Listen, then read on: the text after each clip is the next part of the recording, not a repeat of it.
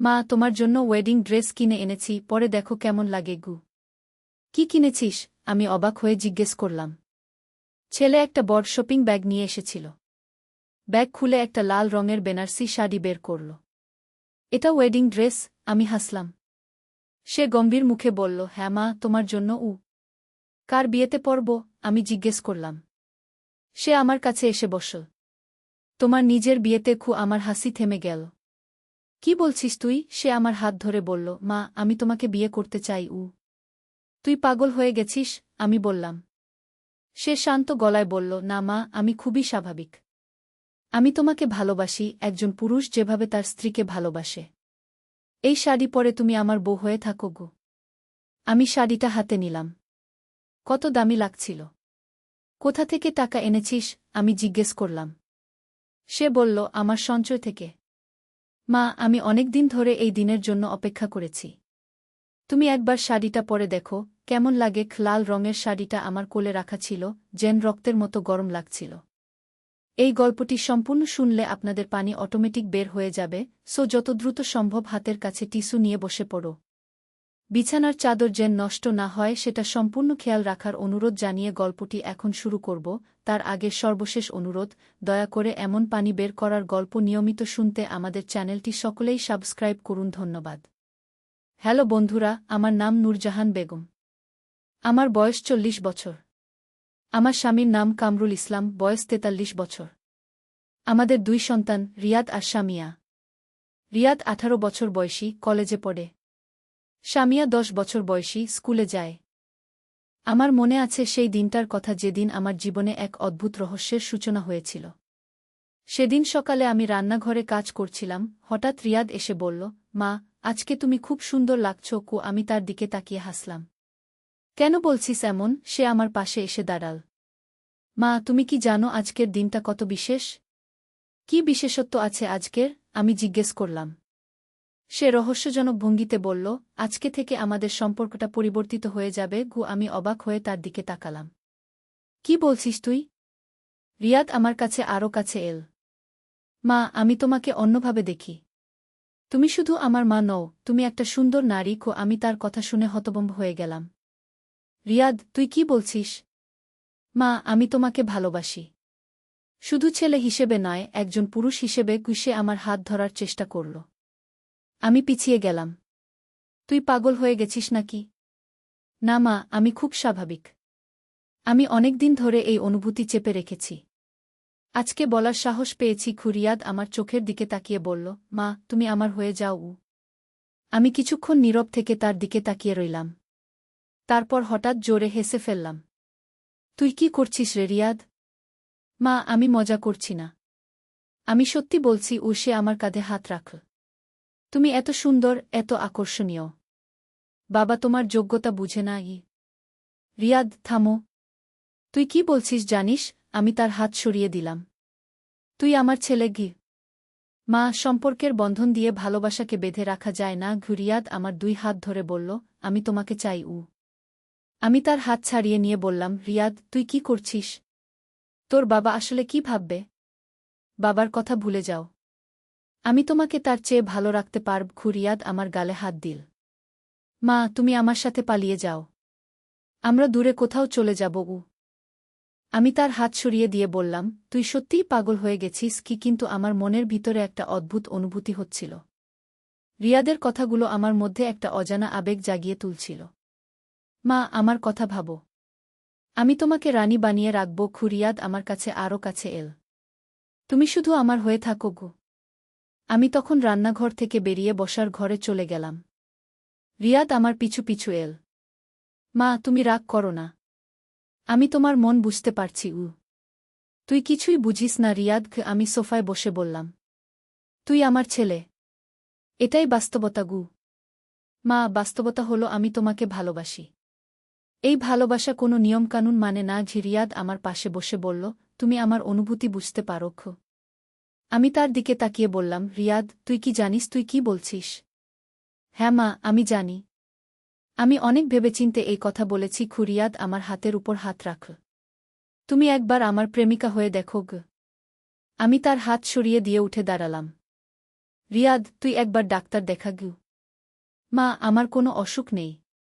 আমি শুধু তোমাকে ভালোবাসি। রিয়াদ উঠে দাঁড়িয়ে আমার সামনে এসে বলল, তুমি আমার প্রেমে পড়ে যাবে গু। হঠাৎ সেই সময় দরজার কলিং বেল বেজে উঠল। আমি দরজা খুলতে গেলাম। দেখি আমার বোন রোকেয়া দাঁড়িয়ে আছে। আপা, কেমন আছো? ভালো আছি। তুই এসেছিস? আমি তাকে ভিতরে নিয়ে এলাম। রিয়াদ তখনও বসার ঘরে ছিল। রিয়াদ, কেমন আছিস? রোকেয়া রিয়াদকে জিজ্ঞেস করল। ভালো আছি খালা। রিয়াদ স্বাভাবিক গলায় জবাব দিল। রোকেয়া আমার কাছে বসে বলল, আপা, আমি তোমার সাথে একটা জরুরি কথা বলতে এসেছি। কি কথা? আমি জিজ্ঞেস করলাম। আপা, আমাদের পুরনো বাড়ির কথা মনে আছে? যেটা দাদাবাড়ি? হ্যাঁ, মনে আছে। সেই বাড়ি তো অনেক বছর ধরে বন্ধ গু। সেই বাড়িতে আজকাল অদ্ভুত কিছু ঘটনা ঘটছে। রোকেয়া রহস্যজনক গলায় বলল। রাতের বেলা সেখান থেকে আলো দেখা যাচ্ছে গি। কি রকম আলো? আমি আগ্রহ নিয়ে জিজ্ঞেস করলাম। লাল রঙের আলো। আর মাঝে মাঝে কান্নার আওয়াজও শোনা যাচ্ছে। রোকেয়া ভয়ে ভয়ে বলল। রিয়াদ আমাদের কথোপকথনে আগ্রহী হয়ে উঠল। খালা, আপনি কি বলছেন? সেই বাড়িতে তো কেউ থাকে না গি। হ্যাঁ, সেটাই তো রহস্য। রোকেয়া বলল। পাড়ার লোকেরা বলছে যে বাড়িতে কোনো আত্মা আছে গি। আমি রিয়াদের দিকে তাকালাম। আমার মনে হল রিয়াদের চোখে একটা অদ্ভুত চাকচিক্য। মা, আমরা একবার সেই বাড়িতে যেতে পারি গু। কেন যাবি? আমি জিজ্ঞেস করলাম। রহস্যটা উদ্ঘাটন করার জন্য। রিয়াদ উৎসাহিত গলায় বলল। আমরা তিনজন মিলে গেলে কোনো ভয় নেই গু। রোকেয়া বলল, আপা, আমিও একবার দেখতে চাই সত্যি কি হচ্ছে সেখানে গি। আমি কিছুক্ষণ ভেবে বললাম, ঠিক আছে, আমরা একবার যাব। কিন্তু দিনের বেলায় গু। না মা, রাতের বেলায় গেলে আসল রহস্য দেখতে পাব। রিয়াদ জোর দিয়ে বলল। রোকেয়া সায় দিল, রিয়াদ ঠিকই বলেছে। রাতে গেলে সত্যি কি ঘটে সেটা দেখতে পাব গু। আমি ভয়ে ভয়ে বললাম, কিন্তু রাতের বেলা যাওয়া তো খুব ভয়ের গু। মা, আমি তোমার সাথে থাকব। তুমি ভয় পেজো না। রিয়াদ আমার হাত ধরে বলল। তার স্পর্শে আমার গা শিউরে উঠল। সেই রাতে আমরা তিনজন মিলে পুরনো বাড়ির দিকে রওনা দিলাম। বাড়িটা আমাদের বাসা থেকে প্রায় 2 কিলোমিটার দূরে। রাস্তায় যেতে যেতে রিয়াদ বারবার আমার হাত ধরার চেষ্টা করছিল। মা, তুমি আমার পাশে পাশে চলো গু। রিয়াদ, তুই স্বাভাবিক থাক। আমি তাকে সতর্ক করলাম। বাড়ির কাছে পৌঁছে দেখি সত্যিই একটা লাল আলো জ্বলছে দোতলার জানালায়। রোকেয়া আমার হাত ধরে বলল, আপা, দেখো ওই আলো। আমরা তিনজন বাড়ির সামনে দাঁড়িয়ে রইলাম। হঠাৎ সেই আলো নিভে গেল। তারপর আবার জ্বলল। এইভাবে কয়েকবার জ্বলল আর নিভল। এটা কি হচ্ছে? আমি ভয়ে ভয়ে জিজ্ঞেস করলাম। রিয়াদ বলল, মা, চলো ভিতরে যাই। দেখি কি আছে গু। না, আমি যাব না। আমি পিছিয়ে গেলাম। মা, আমি তোমার সাথে আছি। ভয় নেই। রিয়াদ আমার কোমরে হাত দিয়ে বলল। আমি তার হাত সরিয়ে দিলাম। রোকেয়া বলল, আপা, আমরা একসাথে আছি। চলো দেখি গু। আমরা বাড়ির ভিতরে ঢুকলাম। পুরনো সিঁড়ি দিয়ে উপরে উঠতে লাগলাম। রিয়াদ আমার পিছনে পিছনে এসে মাঝে মাঝে আমার পিঠে হাত রাখছিল। দোতলায় উঠে দেখি একটা ঘরের দরজা আধা খোলা। সেই ঘর থেকেই লাল আলো আসছে। আমরা তিনজন একসাথে সেই ঘরের কাছে গেলাম। ঘরের ভিতরে দেখি একটা পুরনো আয়না রাখা। সেই আয়নার সামনে একটা লাল মোমবাতি জ্বলছে। আয়নায় আমাদের তিনজনের ছায়া দেখা যাচ্ছিল। এটাকে জ্বালিয়ে রেখেছে? রোকেয়া ফিসফিস করে জিজ্ঞেস করল। হঠাৎ আয়নায় আমাদের ছায়ার পাশে আরেকটা ছায়া দেখা গেল। একটা মহিলার ছায়া। আমরা তিনজনই ভয়ে চিৎকার করে উঠলাম। কে এখানে? আমি কাঁপতে কাঁপতে জিজ্ঞেস করলাম। আয়না থেকে একটা কণ্ঠস্বর শোনা গেল, তোমরা এখানে কেন এসেছ? রিয়াদ সাহস করে বলল, আপনি কে? এখানে কি করছেন? আমি এই বাড়ির পুরনো মালিক। আমি অনেক বছর ধরে এখানে আছি। ও সেই কণ্ঠস্বর বলল। আমি ভয়ে রিয়াদের হাত ধরে ফেললাম। রিয়াদ আমার হাত চেপে ধরল। আপনি কি চান? রোকেয়া জিজ্ঞেস করল। আমি চাই তোমাদের একজন এখানে থেকে যাক। আমার একা থাকতে খুব কষ্ট হয়, সেই কণ্ঠস্বর বলল। কেউ থাকবে না। আমি জোর দিয়ে বললাম। আমরা চলে যাব। না, তুমি থাকবে। তুমি খুব সুন্দর। সেই কণ্ঠস্বর আমাকে লক্ষ্য করে বলল। আমি আরও ভয় পেয়ে রিয়াদকে শক্ত করে ধরে ফেললাম। রিয়াদ আমাকে কাছে টেনে নিল। মা, ভয় পেজো না। আমি তোমাকে রক্ষা করব। তোমার ছেলে তোমাকে ভালোবাসে, কুশেই কণ্ঠস্বর হেসে বলল। কিন্তু তুমি তার ভালোবাসার যোগ্য নও। কি বলছেন আপনি? রিয়াদ রেগে গিয়ে বলল। আমি সত্যি বলছি। তুমি তোমার মায়ের প্রেমে পড়েছ, ও সেই কণ্ঠস্বর বলল। আমি লজ্জায় মাথা নিচু করে ফেললাম। আমার মনে হলো সবাই আমাদের গোপন কথা জেনে ফেলেছে। রিয়াদ বলল, হ্যাঁ, আমি আমার মাকে ভালোবাসি। এতে আপনার কি? তোমার এই ভালোবাসা পাপ, ও সেই কণ্ঠস্বর বলল। তোমাকে শাস্তি পেতে হবে গি। হঠাৎ ঘরের মধ্যে একটা ঠান্ডা বাতাস বইতে শুরু করল। মোমবাতির আগুন আরও জোরে জ্বলে উঠল। চলো, আমরা এখান থেকে চলে যাই, রোকেয়া বলল। আমরা তিনজন দ্রুত সেই ঘর থেকে বেরিয়ে এলাম। সিঁড়ি দিয়ে নিচে নামতে গিয়ে দেখি সিঁড়ির ধাপগুলো নড়ছে। আমি ভারসাম্য হারিয়ে পড়ে যাওয়ার উপক্রম হলাম। রিয়াদ আমাকে জড়িয়ে ধরে ফেল। মা, সাবধান! কি তার শক্ত বুকের সাথে আমার শরীর লেগে গেল। আমি একটা অদ্ভুত অনুভূতি পেলাম। রিয়াদ, আমাকে ছেড়ে দেখু, আমি ফিসফিস করে বললাম। না মা, তুমি পড়ে যাবে। রিয়াদ আমাকে আরও কাছে টেনে নিল। আমরা কোনোমতে নিচে নেমে এলাম। বাড়ি থেকে বেরিয়ে আসার সময় পিছন থেকে সেই কণ্ঠস্বর শোনা গেল, তোমরা ফিরে আসবে। আমি অপেক্ষা করব। বাসায় ফিরে আসার পথে রিয়াদ আমার হাত ধরে হাঁটছিল। মা, তুমি কি ভয় পেয়েছ? হ্যাঁ, খুব ভয় পেয়েছি গো, আমি বললাম। আমি তোমার পাশে আছি। তুমি নিরাপদ। রিয়াদ আমার হাত চেপে ধরল। বাসায় পৌঁছে রোকেয়া বলল, আপা, আজকের ঘটনা কারো কাছে বলো নাই। কেন? আমি জিজ্ঞেস করলাম। লোকে বিশ্বাস করবে না। আর কেউ জানতে পারলে আমাদের সমস্যা হবে। রোকেয়া বলল। রিয়াদ বলল, মা, তুমি কি আজকে রাতে একা ঘুমাবে? কেন? আমি অবাক হয়ে জিজ্ঞেস করলাম। তুমি ভয় পাবে? আমি তোমার সাথে থাকতে পারি। রিয়াদ আমার দিকে অর্থবহ দৃষ্টিতে তাকাল। না, আমি ঠিক আছি। আমি তাড়াতাড়ি বললাম। রাতের বেলা শুয়ে থাকতে থাকতে আমার মনে সেই আত্মার কথাগুলো ঘুরপাক খেতে লাগল। সত্যিই কি রিয়াদ আমাকে ভালোবাসে? আর আমার কি মনে হচ্ছে তার সম্পর্কে? পরদিন সকালে উঠে দেখি রিয়াদ রান্নাঘরে চা বানাচ্ছে। মা, তোমার জন্য চা বানিয়েছি গু। ধন্যবাদ গু। আমি চা নিয়ে বসলাম। মা, গতকাল রাতের ঘটনার পর তুমি কেমন বোধ করছো? রিয়াদ আমার পাশে বসে জিজ্ঞেস করল। একটু অস্বস্তি লাগছে। আমি সত্যি বললাম। মা, আমি তোমাকে একটা কথা বলতে চাই। রিয়াদ আমার হাত ধরল। গতকাল যখন তুমি আমাকে জড়িয়ে ধরেছিলে, তখন আমার খুব ভালো লেগেছিল। রিয়াদ, তুই আবার সেই কথা শুরু করলি। আমি তার হাত সরিয়ে দিলাম। মা, আমি তোমার চোখে দেখেছি। তুমিও আমার স্পর্শ উপভোগ করেছ। রিয়াদ আমার চোখের দিকে তাকিয়ে বলল। আমি কিছু বলতে পারলাম না। সত্যি কথা বলতে, গতকাল যখন সে আমাকে জড়িয়ে ধরেছিল, তখন আমার একটা অদ্ভুত ভালো লাগা হয়েছিল। দেখো মা, তুমি কিছু বলতে পারছ না। এর মানে তুমিও একই অনুভূতি পাচ্ছ। রিয়াদ আমার কাছে আরও কাছে এল। রিয়াদ, এটা ঠিক না। আমি দুর্বল গলায় বললাম। মা, ঠিক বেঠিক দিয়ে ভালোবাসা মাপা যায় না। রিয়াদ আমার গালে হাত দিল। আমি তোমাকে খুশি রাখতে পারব। হঠাৎ সেই সময় দরজার আওয়াজ পেলাম। আমার স্বামী কামরুল বাসায় ফিরে এসেছে। রিয়াদ তাড়াতাড়ি আমার কাছ থেকে সরে গেল। আসসালামু আলাইকুম। কামরুল ভিতরে এসে বলল।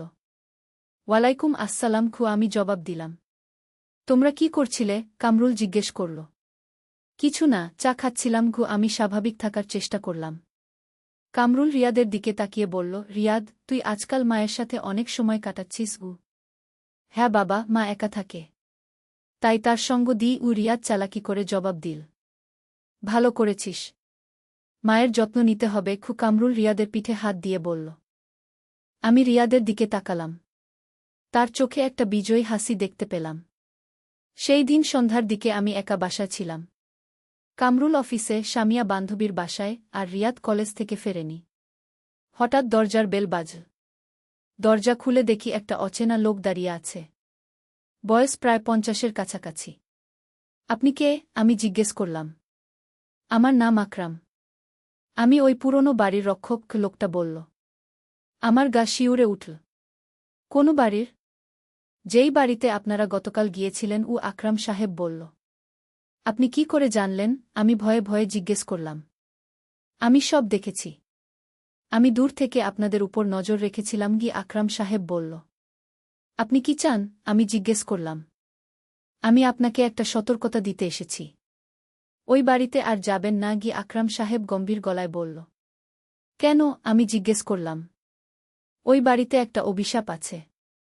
যারা ওখানে যায় তাদের মনে বিকৃত চিন্তা আসে, আকরাম সাহেব বলল। আমার মনে পড়ল রিয়াদের আজকের আচরণের কথা। কি রকম বিকৃত চিন্তা? আমি জিজ্ঞেস করলাম। পারিবারিক সম্পর্কের মধ্যে অস্বাভাবিক আকর্ষণ, আকরাম সাহেব বলল। মা ছেলে, বাবা মেয়ের মধ্যে প্রেম। আমি হতভম্ব হয়ে গেলাম। এটা কি করে সম্ভব? ওই বাড়িতে ৫০ বছর আগে এক মহিলা তার ছেলের সাথে পালিয়ে গিয়েছিল। সে ওখানেই মারা গেছে। তার আত্মা এখনও ওখানে আছে, আকরাম সাহেব বলল। তাহলে আমাদের কি হবে? আমি কাঁপতে কাঁপতে জিজ্ঞেস করলাম। যদি আপনার ছেলে ইতিমধ্যে প্রভাবিত হয়ে থাকে তাহলে তাকে দূরে কোথাও পাঠিয়ে দিন, আকরাম সাহেব বলল। কতদিনের জন্য? আমি জিজ্ঞেস করলাম। কমপক্ষে ৩ মাস। তাহলে অভিশাপের প্রভাব কমে যাবে, আকরাম সাহেব বলল। আকরাম সাহেব চলে যাওয়ার পর আমি খুব চিন্তিত হয়ে পড়লাম। রিয়াদ সত্যিই কি সেই অভিশাপের প্রভাবে পড়েছে? সন্ধ্যার দিকে রিয়াদ বাসায় ফিরল। মা, তুমি কেমন আছো? সে আমার কাছে এসে বলল। রিয়াদ, তুই কি আজকাল কোনো অস্বাভাবিক চিন্তাভাবনা করছিস? আমি সরাসরি জিজ্ঞেস করলাম। কি রকম চিন্তাভাবনা? রিয়াদ অবাক হয়ে জিজ্ঞেস করল। আমাকে নিয়ে? আমি লজ্জিত গলায় বললাম। রিয়াদ হেসে ফেল। মা, তুমি কি বলছ? আমি তো সবসময় তোমাকে নিয়ে চিন্তা করি। আমার মানে সেটা নয়, আমি বললাম। তাহলে কি মানে? রিয়াদ আমার কাছে এসে বলল। তুই কি আমাকে অন্যভাবে দেখিস? আমি কাঁপতে কাঁপতে জিজ্ঞেস করলাম। রিয়াদ আমার হাত ধরে বলল, হ্যাঁ মা, আমি তোমাকে একজন নারী হিসেবে দেখি। আমি তার হাত ছাড়িয়ে নিয়ে বললাম, রিয়াদ, এটা অভিশাপের প্রভাব। কি বলছো মা? রিয়াদ অবাক হয়ে জিজ্ঞেস করল। আমি আকরাম সাহেবের কথাগুলো তাকে বললাম। রিয়াদ শুনে হেসে ফেল। মা, তুমি এসব বিশ্বাস করো? আমার ভালোবাসা একদম স্বাভাবিক। না রিয়াদ, এটা স্বাভাবিক না। আমি জোর দিয়ে বললাম। মা, তুমি নিজেই বলো। গতকাল যখন আমি তোমাকে জড়িয়ে ধরেছিলাম তখন তোমার কেমন লেগেছিল? রিয়াদ আমার চোখের দিকে তাকিয়ে জিজ্ঞেস করল। আমি কিছু বলতে পারলাম না। সত্যি কথা বলতে তখন আমার ভালো লেগেছিল। দেখো মা, তুমি কিছু বলতে পারছ না। এর মানে তুমিও একই অনুভূতি পাচ্ছ? রিয়াদ আমার কাছে আরও কাছে এল। রিয়াদ, আমিও হয়তো সেই অভিশাপের প্রভাবে পড়েছি। আমি বললাম। তাহলে আমাদের কি করা উচিত? রিয়াদ জিজ্ঞেস করল। আকরাম সাহেব বলেছে তোকে কিছুদিনের জন্য দূরে কোথাও পাঠিয়ে দিতে। আমি বললাম। না মা, আমি তোমার কাছ থেকে দূরে যেতে পারব না। রিয়াদ আমার হাত ধরে বলল। রিয়াদ, এটা আমাদের ভালোর জন্য। আমি বললাম। মা, আমি তোমাকে ছেড়ে থাকতে পারব না। তুমি আমার প্রয়োজন। রিয়াদ আমার কাঁধে মাথা রেখে বলল। আমি তার মাথায় হাত বুলিয়ে দিলাম। রিয়াদ, আমরা ভুল পথে যাচ্ছি। না মা, আমরা সঠিক পথেই আছি। ভালোবাসার কোনো ভুল নেই। রিয়াদ আমার দিকে তাকিয়ে বলল। সেই রাতে আমি বিছানায় শুয়ে অনেক চিন্তা করলাম। আমার কি করা উচিত? রিয়াদকে দূরে পাঠিয়ে দেওয়া কি ঠিক হবে? পরদিন সকালে উঠে দেখি রিয়াদ আমার জন্য নাশতা তৈরি করেছে। মা, তোমার প্রিয় পরোটা বানিয়েছি। ধন্যবাদ। আমি বসে খেতে লাগলাম। মা, আমি একটা প্রস্তাব দিতে চাই। রিয়াদ বলল। কি প্রস্তাব? আমি জিজ্ঞেস করলাম। আমরা দুজন মিলে কোথাও বেড়াতে যাই। শুধু আমরা দুজন? রিয়াদ বলল। কেন? আমি জিজ্ঞেস করলাম। আমাদের সম্পর্কটা ভালোভাবে বুঝতে পারব। রিয়াদ বলল। রিয়াদ, এটা ঠিক হবে না। আমি বললাম। মা, শুধু দুদিনের জন্য প্লিজ। রিয়াদ অনুনয় করে বলল। আমি কিছুক্ষণ চিন্তা করে বললাম, ঠিক আছে, কিন্তু আলাদা রুমে থাকতে হবে। ঠিক আছে মা। রিয়াদ খুশি হয়ে বলল। আমরা কক্সবাজার যাওয়ার পরিকল্পনা করলাম। কামরুলকে বললাম যে আমরা কিছু আত্মীয়ের বাসায় যাচ্ছি। কক্সবাজার পৌঁছে আমরা একটা হোটেলে 2টো আলাদা রুম নিলাম। সন্ধ্যার দিকে সমুদ্র সৈকতে ঘুরতে গেলাম। সমুদ্রের ঢেউয়ের আওয়াজ শুনতে শুনতে আমরা হাঁটছিলাম। রিয়াদ আমার হাত ধরে বলল, মা, এখানে কত সুন্দর। হ্যাঁ, খুব সুন্দর। আমি সায় দিলাম। মা, আমি তোমাকে একটা কথা বলতে চাই। রিয়াদ থাম। কি? আমি জিজ্ঞেস করলাম। আমি তোমাকে এত ভালোবাসি যে তোমার জন্য পৃথিবীর সবকিছু ছেড়ে দিতে পারি। রিয়াদ আমার চোখের দিকে তাকিয়ে বলল। রিয়াদ, তুই কি বলছিস? আমি বললাম। আমি সত্যি বলছি মা। তুমি আমার জীবনের সবচেয়ে গুরুত্বপূর্ণ মানুষ। রিয়াদ আমার 2 হাত ধরে বলল। আমি তার কথায় কিছুটা আবেগপ্রবণ হয়ে পড়লাম। রিয়াদ, তুইও আমার খুব প্রিয়। তাহলে তুমি কেন আমার ভালোবাসা গ্রহণ করছো না? রিয়াদ জিজ্ঞেস করল। কারণ এটা ঠিক না। আমি দুর্বল গলায় বললাম। মা, ভালোবাসার কোনো ঠিক বেঠিক নেই। রিয়াদ আমার কাছে আরও কাছে এল। সমুদ্রের ঢেউয়ের আওয়াজের মধ্যে আমরা দুজন নীরবে দাঁড়িয়ে রইলাম।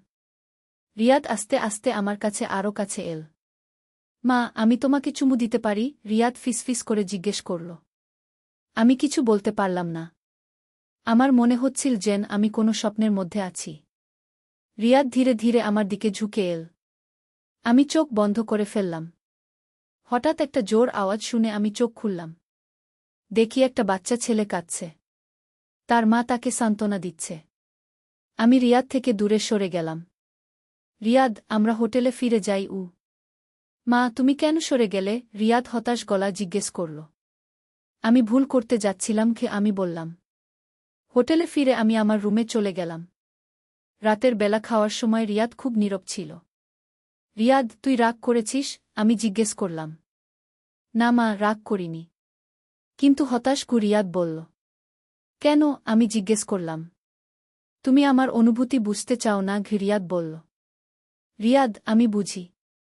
কিন্তু আমি ভয় পাই। আমি সত্যি বললাম। কিসের ভয়? রিয়াদ জিজ্ঞেস করল। সমাজের ভয়, পরিবারের ভয়। আমি বললাম। মা, আমরা কাউকে কিছু বলবো না। এটা থাকবে শুধু আমাদের মধ্যে। রিয়াদ বলল। আমি কিছুক্ষণ নীরব থেকে বললাম, রিয়াদ, আমি চিন্তা করে দেখব। সেই রাতে আমি ঠিকমতো ঘুমাতে পারলাম না। মাঝরাতে দরজায় টোকা পড়ল। কে? আমি জিজ্ঞেস করলাম। আমি রিয়াদ। দরজার উপাস থেকে আওয়াজ এল। আমি দরজা খুলে দিলাম। কি হয়েছে? মা, আমার ঘুম আসছে না। রিয়াদ বলল। তুই তোর রুমে যা। আমি বললাম। মা, আমি তোমার সাথে একটু কথা বলতে চাই। রিয়াদ বলল। আমি তাকে ভিতরে আসতে দিলাম। রিয়াদ বিছানায় বসল। মা, আমি তোমাকে একটা সত্যি কথা বলতে চাই। রিয়াদ বলল। কি? আমি জিজ্ঞেস করলাম। আমি ছোটবেলা থেকেই তোমার প্রতি একটা বিশেষ আকর্ষণ অনুভব করতাম। রিয়াদ বলল। আমি হতভম্ব হয়ে গেলাম। কি বলছিস তুই? যখন আমার বয়স 10-12, তখন থেকেই আমি তোমাকে অন্যভাবে দেখতাম। রিয়াদ বলল। তাহলে এটা অভিশাপের প্রভাব নয়? আমি জিজ্ঞেস করলাম।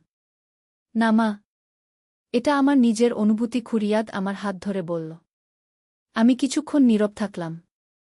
তারপর বললাম, রিয়াদ, আমাকে একা থাকতে দে। মা, আমি চলে যাব। কিন্তু তুমি একটা কথার জবাব দাও। রিয়াদ বলল। কি জবাব? আমি জিজ্ঞেস করলাম। তুমি কি আমাকে ভালোবাসো? একজন নারী যেভাবে তার পুরুষকে ভালোবাসে? রিয়াদ আমার চোখের দিকে তাকিয়ে জিজ্ঞেস করল। আমি দীর্ঘক্ষণ তার চোখের দিকে তাকিয়ে রইলাম। তারপর ফিসফিস করে বললাম, হয়তো। হ্যাঁ। রিয়াদ খুশি হয়ে আমার কাছে এসে বলল, মা, তাহলে আমরা না রিয়াদ। আমি তাকে থামিয়ে দিলাম। আমি ভালোবাসি বলেই এটা করতে পারব না। কেন মা? রিয়াদ জিজ্ঞেস করল। কারণ এটা তোর জীবন নষ্ট করে দেবে। আমি বললাম। রিয়াদ আমার হাত চুমু খেয়ে বলল, মা, আমার জীবনে তোমার চেয়ে বেশি গুরুত্বপূর্ণ কিছু নেই। পরদিন সকালে আমরা ঢাকায় ফিরে এলাম। বাসায় পৌঁছে দেখি কামরুল এবং সামিয়া আমাদের জন্য অপেক্ষা করছে। কেমন ছিল ভ্রমণ? কামরুল জিজ্ঞেস করল। খুব ভালো। আমি স্বাভাবিক গলায় জবাব দিলাম। মা, তুমি আজকাল খুব সুন্দর লাগছ। সামিয়া বলল। আমি হাসলাম। ধন্যবাদ। কয়েকদিন পর আমার বোন রোকেয়া আবার এল। আপা, তুমি কেমন আছো? ভালো আছি। আমি বললাম। আপা, আমি একটা খবর দিতে এসেছি। রোকেয়া বলল। কি খবর? আমি জিজ্ঞেস করলাম। সেই পুরনো বাড়িটা ভেঙে ফেলা হয়েছে। রোকেয়া বলল। আমি অবাক হয়ে জিজ্ঞেস করলাম, কেন? আকরাম সাহেব বলেছিল যে বাড়িটা ভেঙে ফেলতে হবে। না হলে আরও মানুষ ক্ষতিগ্রস্ত হবে। রোকেয়া বলল। তাহলে এখন কি হবে? আমি জিজ্ঞেস করলাম। এখন আর কোনো অভিশাপ নেই। রোকেয়া হাসি মুখে বলল। আমি রিয়াদের দিকে তাকালাম। সে আমার দিকে তাকিয়ে মাথা নাড়ল, যেন বলতে চাইছে যে তার অনুভূতির সাথে অভিশাপের কোনো সম্পর্ক নেই। সেই রাতে রিয়াদ আমার কাছে এসে বলল, মা, এখন তুমি কি বলবে? কি বলবো? আমি জিজ্ঞেস করলাম। বাড়ি ভেঙে ফেলার পরও আমার অনুভূতি একই আছে। রিয়াদ বলল। আমি নীরব থাকলাম। মা, এবার তুমি কি বলবে? অভিশাপ তো আর নেই। রিয়াদ আমার হাত ধরে বলল। আমি গভীর নিঃশ্বাস ফেলে বললাম, রিয়াদ, তুই ঠিক বলেছিস। হয়তো এটা সত্যিই অভিশাপ ছিল না গি। তাহলে? রিয়াদ আশা নিয়ে জিজ্ঞেস করল। কিন্তু তবুও আমি ভয় পাই গু। আমি বললাম, কিসের ভয় মা? রিয়াদ আমার গালে হাত রাখল। তোর ভবিষ্যতের ভয়। তুই একটা স্বাভাবিক জীবন পাবি না ঘে। আমি বললাম, মা, আমি তোমার সাথে থাকলেই খুশি। রিয়াদ বলল। হঠাৎ আমার মনে একটা চিন্তা এল। রিয়াদ, তুই কি কখনো কোনো মেয়ের প্রতি আকর্ষণ অনুভব করেছিস? রিয়াদ কিছুক্ষণ চুপ থেকে বলল, হ্যাঁ মা। কলেজে একটা মেয়ে আছে। নাম তানিয়া গু। আমি অবাক হয়ে জিজ্ঞেস করলাম, তাহলে? কিন্তু তার থেকে তোমার প্রতি আমার আকর্ষণ বেশি। রিয়াদ বলল। আমি কিছুক্ষণ ভেবে বললাম, রিয়াদ, তুই একবার সেই মেয়ের সাথে কথা বলে দেখু। কেন মা? রিয়াদ জিজ্ঞেস করল। হয়তো তোর মনে পরিবর্তন আসবে। আমি বললাম, না মা, আমার মন পরিবর্তন হবে না। রিয়াদ দৃঢ় গলায় বলল। তবুও চেষ্টা করে দেখু। আমি বললাম। পরদিন রিয়াদ কলেজে গিয়ে তানিয়ার সাথে কথা বলল। সন্ধ্যায় ফিরে এসে আমাকে বলল, মা, আমি তানিয়ার সাথে কথা বলেছি গু। কেমন লাগল? আমি জিজ্ঞেস করলাম। সে খুব সুন্দর মেয়ে। কিন্তু তোমার মতো আকর্ষণীয় নয়। রিয়াদ বলল। আমি হতাশ হয়ে বললাম, রিয়াদ, তুই কয়েকদিন তার সাথে সময় কাটা গু। ঠিক আছে মা। রিয়াদ রাজি হল। পরের কয়েকদিন রিয়াদ তানিয়ার সাথে সময় কাটাল। একদিন সে বাসায় এসে বলল, মা, তানিয়া আমাকে প্রপোজ করেছে গিউ। আমার মন খুশি হয়ে উঠল। সত্যি? তুই কি জবাব দিয়েছিস? আমি বলেছি যে আমি ভেবে দেখব। রিয়াদ বলল। কেন? তুই রাজি হলি না কেন? আমি জিজ্ঞেস করলাম। কারণ আমি এখনও তোমাকেই ভালোবাসি। রিয়াদ বলল। আমি দুঃখিত গলায় বললাম, রিয়াদ, তুই তানিয়াকে হ্যাঁ বলে দে গিউ। কেন মা? রিয়াদ অবাক হয়ে জিজ্ঞেস করল। কারণ এটাই তোর জন্য ভালো গু। আমি বললাম। আমি তোমার ছাড়া ভালো থাকতে পারব না। রিয়াদ আমার হাত ধরে বলল। আমি তার হাত ছাড়িয়ে নিয়ে বললাম, রিয়াদ, তুই অবশ্যই পারবি গু। সেই রাতে আমি অনেক কাঁদলাম। আমার মনে হচ্ছিল যে আমি আমার প্রিয় মানুষটিকে দূরে ঠেলে দিচ্ছি। পরদিন সকালে রিয়াদ এসে বলল, মা, আমি তানিয়াকে হ্যাঁ বলে দিয়েছি। আমার চোখে পানি এসে গেল। খুব ভালো করেছিস। কিন্তু মা, আমি তোমাকে ভুলতে পারব না। রিয়াদ বলল। তুই পারবি। আমি হাসি মুখে বললাম। কয়েক মাস পর রিয়াদ আর তানিয়ার বিয়ে হল। বিয়ের দিন আমি খুব খুশি ছিলাম, কিন্তু মনে মনে একটা কষ্ট ছিল। বিয়ের পর রিয়াদ তানিয়াকে নিয়ে আলাদা বাসায় চলে গেল। আমি আর কামরুল এবং সামিয়া একসাথে থাকতে লাগলাম। প্রায় 1 বছর পর রিয়াদ আমার কাছে এসে বলল, মা, আমি খুব খুশি গু। কেন? আমি জিজ্ঞেস করলাম। তানিয়া অন্তঃসত্ত্বা। রিয়াদ খুশি মুখে বলল। আমি তাকে জড়িয়ে ধরে বললাম, অনেক অনেক অভিনন্দন গু। মা, আমি এখন বুঝতে পারছি যে তুমি কত বুদ্ধিমতী। রিয়াদ বলল। কেন? আমি জিজ্ঞেস করলাম। তুমি আমাকে সঠিক পথ দেখিয়েছিলে। আমি এখন সত্যিকারের ভালোবাসা পেয়েছি। রিয়াদ বলল। আমি হাসি মুখে বললাম, আমি সবসময় তোর ভালো চেয়েছি। মা, আমি তোমাকে এখনও ভালোবাসি। কিন্তু এখন সেটা একজন ছেলের তার মায়ের প্রতি ভালোবাসা। রিয়াদ বলল। আমার চোখে খুশির অশ্রু এসে গেল। এটাই স্বাভাবিক। কয়েক মাস পর রিয়াদের একটা ছেলে হল। আমি নানু হলাম। রিয়াদ তার ছেলের নাম রাখল আমার বাবার নামে। সেই দিন বিকেলে আমি একা বাগানে বসেছিলাম। রিয়াদ আমার কাছে এসে বসল। মা, আমি তোমাকে ধন্যবাদ জানাতে চাই। রিয়াদ বলল। কেন? আমি জিজ্ঞেস করলাম। তুমি আমাকে ভুল পথে যেতে দাওনি। রিয়াদ বলল। আমি তার হাতে হাত রেখে বললাম, আমি শুধু তোর ভালো চেয়েছিলাম গু। মা, সেই সময় আমার মন খারাপ হয়েছিল। কিন্তু এখন বুঝতে পারছি তুমি কত সঠিক সিদ্ধান্ত নিয়েছিলে। রিয়াদ বলল। রিয়াদ, প্রেম আর ভালোবাসার মধ্যে পার্থক্য আছে। আমি বললাম। কি পার্থক্য? রিয়াদ জিজ্ঞেস করল। প্রেম স্বার্থপর, কিন্তু ভালোবাসা নিঃস্বার্থ। আমি বললাম। রিয়াদ আমার কথা বুঝতে পারল। আজ 5 বছর পর আমি এই গল্প বলছি। রিয়াদ এখন একজন সুখী পিতা। তার 2টো সন্তান। সে তানিয়াকে খুব ভালোবাসে। মাঝে মাঝে আমার মনে পড়ে সেই সময়ের কথা যখন রিয়াদ আমার প্রতি অস্বাভাবিক আকর্ষণ অনুভব করত। কিন্তু আমি খুশি যে আমি সঠিক সিদ্ধান্ত নিয়েছিলাম। একজন মা হিসেবে আমার দায়িত্ব ছিল আমার সন্তানকে সঠিক পথ দেখানো। যদিও সেই সময় আমার মনেও কিছু অস্বাভাবিক অনুভূতি এসেছিল, কিন্তু আমি জানতাম যে এটা ভুল। আজ যখন আমি রিয়াদের সুখী পরিবার দেখি, তখন আমার মনে শান্তি পাই। আমি বুঝতে পারি যে একজন মায়ের ভালোবাসা সন্তানের কল্যাণের জন্য কতটা ত্যাগ স্বীকার করতে পারে। সেই পুরনো বাড়ির রহস্য হোক আর না হোক, আমি জানি যে সত্যিকারের ভালোবাসা কখনো স্বার্থপর হয় না। একজন মা সবসময় তার সন্তানের ভালোটাই চায়, নিজের আবেগকে নয়। আমার এই অভিজ্ঞতা থেকে আমি শিখেছি যে জীবনে অনেক পরীক্ষা আসে, কিন্তু সঠিক সিদ্ধান্ত নিতে পারলে সব কিছু ঠিক হয়ে যায়। রিয়াদ এখন একজন দায়িত্বশীল বাবা এবং স্বামী। সে আমাকে সম্মান করে, ভালোবাসে, কিন্তু সেটা একজন ছেলের তার মায়ের প্রতি স্বাভাবিক ভালোবাসা। আমি আল্লাহর কাছে কৃতজ্ঞ যে তিনি আমাকে সঠিক পথ দেখিয়েছেন। যদিও সেই সময় খুব কষ্ট হয়েছিল, কিন্তু আজ আমি গর্বিত। এই গল্পের শেষে আমি বলতে চাই যে পারিবারিক সম্পর্কের মধ্যে কখনো কখনো অস্বাভাবিক আকর্ষণ তৈরি হতে পারে, কিন্তু এগুলো নিয়ন্ত্রণ করাই বুদ্ধিমানের কাজ। একজন মা হিসেবে আমার সবচেয়ে বড় অর্জন হল যে আমি আমার ছেলেকে একটা সুখী জীবন দিতে পেরেছি। তার জন্য যে ত্যাগ স্বীকার করেছি সেটা আমার গর্বের বিষয়। আজ রিয়াদ যখন তার ছেলে মেয়েদের নিয়ে আমার কাছে আসে, তখন আমি দেখি তার চোখে কত শান্তি। সে একটা পূর্ণ জীবন পেয়েছে। আর আমি একজন গর্বিত মা এবং নানু। আমার সিদ্ধান্ত সঠিক ছিল, এটা প্রমাণিত হয়েছে। শেষ কথা হল, ভালোবাসা মানে শুধু পাওয়া নয়, দেওয়াও। আর সত্যিকারের ভালোবাসা কখনো কাউকে ক্ষতি করে না, বরং তার মঙ্গল চায়। আমার এই গল্প থেকে যারা শিক্ষা নিতে পারবেন, তাদের জন্য আমার দোয়া রইল।